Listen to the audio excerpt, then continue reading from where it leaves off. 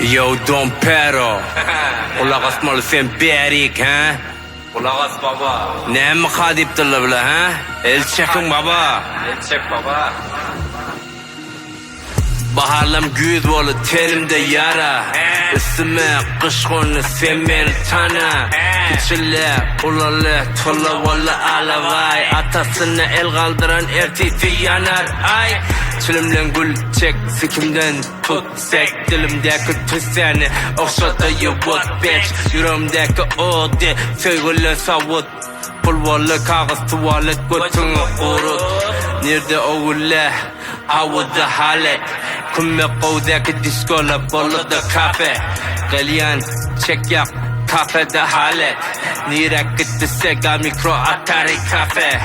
iPhone tükenmek bir Nokia sade. Çağala çek ya içip düşe bade. Top oynamaz oğlunla oyna play stay. Hatta PS'de oynamaz mortalla teyken. Hiç kim çok aytmaz kartposalla name yok. Önkü yanak takamlı kek kameyi yok. Diselle yak bit kurma bağı sip. Kümme kavuz turmur ahır sik.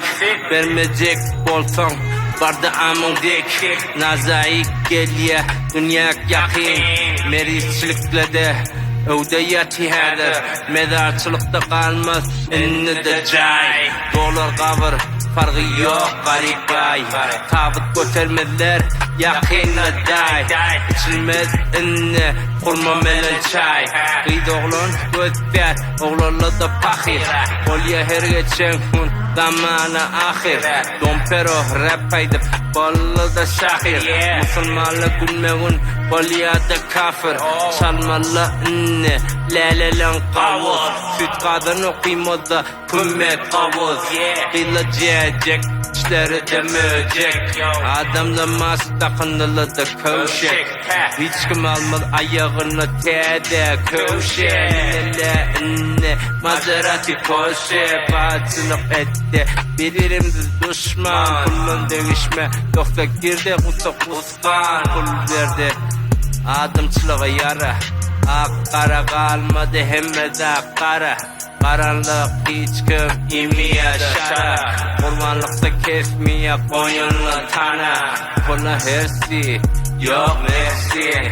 Almaptırın sen enin dersi. Oğulçuluk köfeler oğurla mersin. Ölüm köfeler erti de erti. Bu boku yumanı gerek bulur çerşi yo.